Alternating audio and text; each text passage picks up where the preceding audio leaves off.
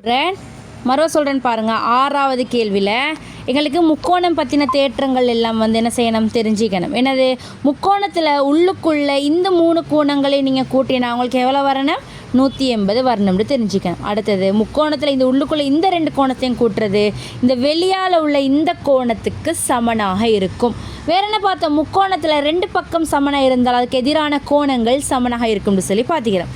இப்போ இந்த கணக்கில் உங்களுக்கு பாருங்கள், இந்த கணக்கில் இங்கே 70ன்னு தந்திக்குது, இங்கே 150ன்னு சொல்லி தந்திக்குது, இங்கே எக்ஸ்ன்னு சொல்லி தந்திக்குது. இப்போ நீங்கள் சொல்லுங்கள், இவர் 70ஆக இருந்தால் இங்கே உள்ளவர் எத்தனை ஆயிப்பார், 150 வரணும்டா. இவரையும் இவரையும் இவரையும் கூட்டினா தான் 150 வரணும், சரிதானே? இங்கே உள்ளதையும் கூட்டினா இங்கே வெளியால் உள்ளதுக்கு சமன். அப்போ 70ஓட யாரை கூட்டினா 150 வரும், 80 கூட்டினால். அப்போ இவர் 80. இப்போ இது ஒரு நேர்கோடு. இவர் 80ஆக இருந்தால் இவர் எவ்வளவு, 80ஆக இருந்தால் இவர் 100, மொத்தம் 180 வரணும். ஒரு நேர்கோடு 180 பாகை, அதை வச்சுக்கொண்டு செய்யணும். இது கீழே ஒரு கணக்கு எழுதிக்கோங்க. இங்கே 80 பாகை,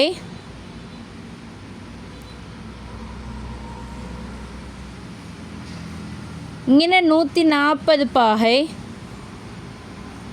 இங்கே வையை காணணுமே, தெரியும் தானே? இவரோட இங்கே உள்ளவரை கூட்டினா 140 வரணும். அப்போ இது ஒரு நேர்கோடு, இங்கே உள்ளவர் தெரிஞ்சா வையை காணலும். மார்க் பண்ணிக்கோங்க. இதை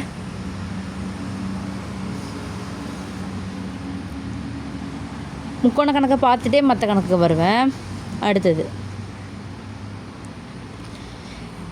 இந்த 2 பக்கமும் சமனாம். இந்த இடம் எக்ஸாம், இந்த இடம் எவ்வளோ, 110. இந்த 2 இடமும் சமண்டால் இதுக்கு எதிராக உள்ள இந்த 2 கோணங்களும் சமன். அப்போ இவர் வைண்டா இவரும் என்ன வைப்பார், வையாக இருப்பார். விளங்கிச்சா?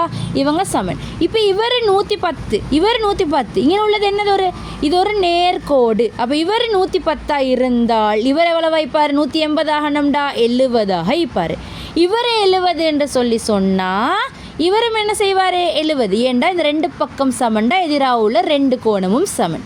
அப்போ இப்போ நீங்கள் பாருங்கள், எக்ஸை காண்றதுக்கு 70ஐயும் எக்ஸையும் கூட்டினா 180 வரணும். அதில் இருந்து எக்ஸை கண்டுபிடிச்சா விட வரப்போகுது, சரிதானே? இது அப்படி செய்கிறேன்.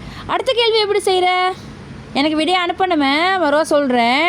70 50 இருக்குது, 3ஐயும் கூட்டினா 180 வரணும். + 70 + 50 சமன் 180 பாகை, சரியா? அதை அதில் இருந்து ஏட பெருமானத்தை கண்டு எனக்கு அனுப்பணும். இந்த கேள்வியில் என்ன நடக்குது, இங்கே 2A, இங்கே A. இப்போ நீங்கள் சொல்லுங்கள், இந்த இடம் என்ன வைக்கும், யாராச்சும் இவர் யாரா? இப்போ இவர் ஏயாக இருந்தால் இந்த 2 பக்கமும் சமனாக இருந்தால் இவர் யாரா? இப்போ கெஸ் பண்ணுங்க சுருக்கா. ஹுதா ஏ, வெரி குட், ஏ ஆயிக்கும். ஷைமா விளங்கிச்சா எப்படி ஏ வந்துச்சுண்டு? ஷைமா விளங்கிச்சாம்மா? ஓகே ஷைமா, ஒரு முக்கோணம் ஒன்றுட இந்த 2 பக்கம் சமன்டா, இதுக்கு எதிராக உள்ள கோணங்கள் என்ன செய்யும் ஷைமா, சமனாய்க்கும். இங்கே உங்களுக்கு 2A தந்திக்கு தங்கம், இங்கே ஏ தந்திக்குது, இங்கே ஒன்றும் தந்தில்லை. இப்போ நீங்கள் சொல்லுங்கள், இந்த 2 பக்கமும் சமன்டா, அதுக்கு 2க்கும் எதிராக உள்ள கோணங்கள் சமனாய்க்குமா இல்லையா? அப்போ இவரும் என்ன வைப்பார், இவர் ஏண்டா இவரும் என்ன ஏ ஆயிக்கும். இப்போ 2Aயையும் இந்த ஒரு ஏயையும் இந்த ஒரு ஏயும் கூட்டினா 180 பாகை வரணும். இதில் இருந்து 2A 3A 4A மொத்தம் 4A சமன் 180 பாகை. ஏ சமன் எவ்வளோ உண்டு சொல்லி நீங்கள் காணணும். விளையாச்சு எப்படி செய்கிறேன்ட்டு அதை தெரிஞ்சிக்கணும். அடுத்தது ரூஃபா எல்லாருக்கும் மேலே இன்னொரு கணக்கு கொண்டிருக்கேனா, சரி. நீங்கள் 47 சொல்லி தந்திக்குது, இது எந்த முழு நம்பர் 2க்கு இடையில வரும்னு சொல்லிக்குது. 1வது வர்க்க மூலங்கள் எழுதுங்க. 1 வர்க்கம் 1, 2 வர்க்கம் 4, 3 வர்க்கம் 9 எழுதிக்கோங்க. 4 வர்க்கம் 16, 5 வர்க்கம் 25, 6 வர்க்கம் 36, 7 வர்க்கம் எவ்வளோ 49, 8 வர்க்கம் 64, 9 வர்க்கம் எவ்வளோ 9 வர்க்கம் 81, 10 வர்க்கம் 100 எழுதிக்கோங்க. அவசரம் இது. இதில் பாருங்கள் 47 எந்த முழு நம்பருக்கு இடையில் வருது. 47 யார் யாருக்கு இடையில இருக்குது? இந்த 49க்கும் 36க்கும் இடையில தானே இருக்குது. 47 யார் யாருக்கு இடையில இருக்குது? 36க்கும் 49க்கும் நடுவில். அப்போ நீங்கள் எழுதணும் 36க்கும் 49க்கும் நடுவில் தான் நீக்குது. 36க்குள்ள நம்பர் என்ன? 6. 49 உள்ள நம்பர் என்ன? 49க்கு 7. அப்போ யார் யாருக்கு இடையில இருக்குது? 6க்கும் 7க்கும் இடையில்னு கொடுக்கணும். இப்போ உங்களுக்கு தந்திக்கிறான் 26 எந்த 2 முழு நம்பருக்கு இடையில இருக்குதுன்னு சொல்லி. 26 யார் யாருக்கு நடுவில் இருக்குதுங்கன்னு உள்ளத்தில் பார்த்து சொல்லுங்கள்.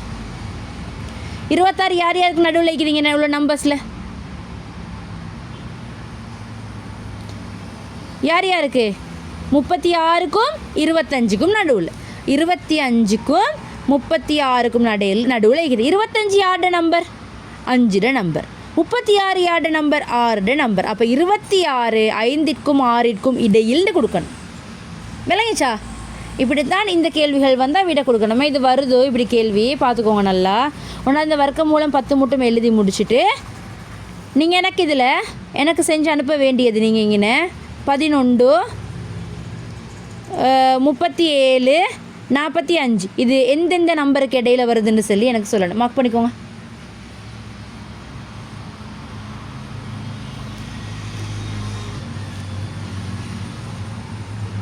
சரியா? அடுத்தது இப்போ உங்களுக்கு இப்படி ஒரு கேள்வி ஒன்று இருந்தால் 2000 அரைவாசி எவ்வளவு? இப்படி இன் போட்டு இங்கே ஒரு பின்னம் ஒன்று இருந்தால் நீங்கள் இந்த இன்னிக்கிற இடத்துல தரமாக்க போடணும். அப்படின்னா 2000 எழுதிட்டு இன்னிக்கிற இடத்துல தரமாக்க போட்டுட்டு அரைவாசியை போடுற. அப்படின்னு என்ன சொல்கிற? 2000 2ஆல் பிரிக்கட்டாம். பிரிச்சா எவ்வளோ? 1000 ரூபா 1000 சொல்லி விட வரும். விளங்கிச்சா? இப்போ உங்களுக்கு தந்திக்குது 4000 1/4 எவ்வளவு உண்டு. இப்போ என்ன செய்கிற? 4000 4ஆல் பிரிக்கிறேன். பிரிச்சா எவ்வளோ? 1000. விட 1000. விளங்கிச்சா? இன்னிக்கிற இடத்துல தர போட தெரிஞ்சிக்கணும். அதை வச்சுக்கொண்டு இதை செய்யுங்க. 8000 1/4 இது நீங்கள் செய்ய வேண்டியது.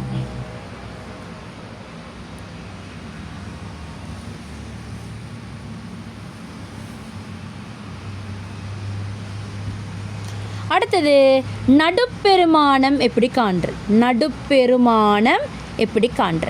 இப்போ உங்களுக்கு ஒரு வகுப்பாயிடை ஒன்று தந்திப்பான். இப்படி ஒன்று 70 இருந்து 80 மட்டும், இல்லாட்டி 40 இருந்து 60 மட்டும் இப்படி தந்திப்பான் ஒரு நம்பர். இதில் நீங்கள் எப்படி வகுப்பாயிடை காண்றன்னு சொன்னோம். அப்படின்னா சொல்லி நடுப்பெருமானம் இவங்க 2 பேரையும் கூட்டுங்க.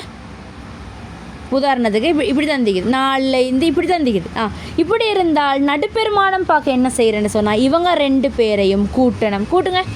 8 4 எத்தனை? 12. அந்த வந்த விடையை 2ஆல் பிரிக்கணும். பிரிச்சா எவ்வளோ? 6. நடுப்பெருமானம் 6. அவ்வளோதான். இவங்க 2 பேரையும் கூட்டி 2ஆல் பிரிக்கணும். இப்போ நீங்கள் சொல்லுங்கள் 20 இருந்து 30 மட்டும் மிக்குதா? நடுப்பெருமானத்தை கண்டு சொல்லுங்கள்.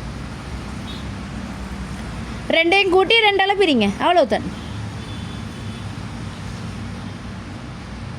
என்ன வரும்?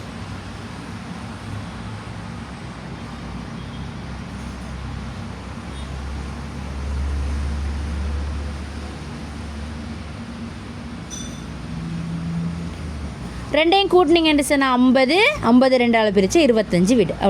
இவ்வளோதான் நடுப்பெருமானம் பார்க்குற. அதை வச்சுக்கொண்டு நடுப்பெருமானம் கேள்வியை செய்யுங்க. அடுத்து இடைவெளி நிரப்புறத்தில் ஒன்று தந்திக்கிறேன். 6 சார் நான் வேற ஒரு கணக்கு போடுறேன். 6/12 = 24 மேல் பாக்ஸ் இருக்குது. இப்போ இந்த 12 எப்படி 24 மாறிச்சு? எப்படி மாறிச்சு? 2ஆல் பெருக்க போயிட்டு. அப்போ இவரையும் நீங்கள் 2ஆல் பெருக்கி இங்கே எழுதலாம். 6 2 12. விளங்கிச்சா? இவர் எப்படி 24 இவரை எப்படி இவராக மாறினார்னு பார்க்குற. அதுக்கப்புறம் அதே மாதிரி மேலே செஞ்சு விட்ரு. சரியா? அதை மாதிரி தான் நீங்கள் அந்த 13வது கேள்வியை செய்யணும். 13வது கேள்வி நான் அனுப்புகிறேன். அதை அனுப்பலை என்ன. அடுத்தது இப்படி கேள்விகள் இருந்தால் என்ன செய்வீங்க?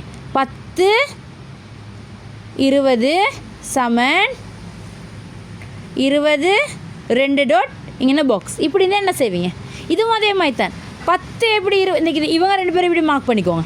1வது உள்ளதோட 1ஆவதையும் 2வது உள்ளதோட 2ஆவதையும் மார்க் பண்ணிக்கோங்க.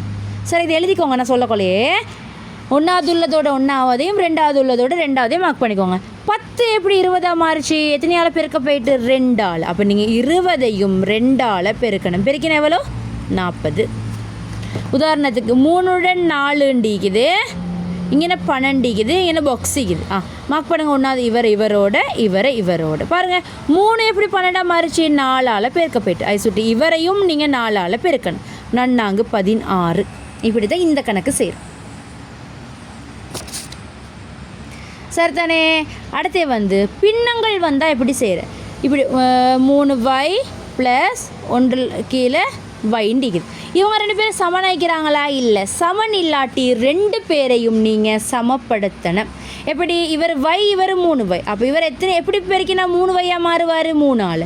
கீழே பெருக்கினா மேலையும் பெருக்கணும். கீழே சமனாக்கறி தான் என்னோட மெயின் வேலை. 2 கீழே 3y ப்ளஸ் இங்கே ஒரு 3 கீழே 3y. கீழே சமனாவிருச்சா? சரி. சமனாவினா அதை அப்படியே எழுதிட்டு மேலுள்ள 2 பேரையும் கூட்டி போட்ட சொல்லிக்குது. கூட்டி போட்டால் 5. கீழே சமப்படுத்திட்டு மேலுள்ளதை கூட்ட சொல்லிக்குதா கழிக்க சொல்லிக்குதான்னு சொல்லி பார்த்து செய்கிறேன். அடுத்தது உங்களுக்கு இப்படி கோணங்கள் கண்டிங்கன்னு சொன்னால் எக்ஸ் ஷேப்பில் வெட்டுற மாதிரி இங்கே உள்ள கோணம் இங்கே உள்ள கோணத்துக்கு சமனாக இருக்கும் நினைவு வச்சுக்கோங்க. கேள்விக்குது குத்தெதிர் கோணம்னு சொல்கிறேன். இங்கே உள்ளவர் இங்கே உள்ளவருக்கு சமனாய்க்கும். சரியா? உங்களுக்கு இப்படி ஒரு கேள்வி ஒன்று தந்திக்கிறேன். இந்த இடம் 50, இந்த இடம் 115ன்னு தந்திக்கிறேன். இப்போ நீங்கள் சொல்லுங்கள், இவர் 50ண்டா இங்கே உள்ளவரும் என்ன வைப்பார்? குத்தெதிர் கோணம் சுட்டி 50ஆக இருக்கும். இது ஒரு நேர்கோடு. இது 115 இருந்தால் 180 கழித்து இந்த இடத்த காணலாம். அப்போ இவர் தெரியும், இவரும் தெரியும். அப்போ இவரை காணையிலுமே அல்லவா 180க்கு சமப்படுத்தி அந்த மெத்தடில் தான் இப்படி கேள்விகள் வந்தால் செய்கிறேன். சரித்தானே? குத்தெதிர் கோணத்தில் பெருமானம் நேர்கோடு. இங்கே ஒரு நேர்கோடு இது, இங்கே குத்தெதிர் கோணம் இருக்குது. அதை வச்சுக்கொண்டு செய்கிறேன். இப்போ உங்களுக்கு இப்படி ஒண்டிக்குது y வர்க்கம் -9 சொல்லிக்குது. என்ன செய்கிற? இதில் நீங்கள் இங்கே உள்ள நம்பரையும் வர்க்கமாக மாற்றி எழுதணும். y வர்க்கம் 9 யாட வர்க்கம் 9 யாட நம்பர் நாங்கள் எழுதினோம் பகல் ஆர்டர் வர்க்கம் மூலம் 3 வர்க்கம் தானே. அப்போ அதை எழுதியாச்சு. அடுத்த ஸ்டெப்பில் y -3 உண்டு y +3 உண்டு எழுதியாச்சு. இவ்வளவு தான். ஒன்றாவது இவரையும் இப்படி வர்க்கமாக மாற்றி எழுதணும். அடுத்த ஸ்டெப்பில் -3 உண்டு +3 உண்டு சொல்லி ஒன்று எழுதணும். விளங்கிச்சா? நீங்கள் உதாரணத்தை பாருங்கள். z வர்க்கம் -4. இப்போ z வர்க்கம் திருப்பி பாருங்கள். 4 யாட வர்க்கம் எழுதிக்கிறோம். 2 வர்க்கம் 4ன்னு எழுதிக்கிறோம். அப்போ 2 வர்க்கம். அப்போ z -2 உண்டு z +2 உண்டு. விளங்கிச்சா? எப்படின்ட்டு இதை எழுதியாச்சு. இங்கே உள்ள 2 பேரையும் வர்க்கம் மூலமாக மாற்றி எழுதிட்டு அதில் -1 +1 எழுதுகிறோம். சரித்தானே? அடுத்து முக்கோணம் அந்த புறக்கோணங்களை வச்சு கேள்விக்கு. அடுத்து சதுர எண்களை எப்படி ஃபைன் பண்ணுற? சதுர எண்கள் 10வது சதுர எண் கேட்டால் 10ஓட 10 பெருக்கணும். 11வது சதுர எண் 11ஓட 11 பெருக்கணும். விளங்கிச்சா? அந்த மெத்தடில் அதை செய்யணும். ஓகே. அப்போ எனக்கு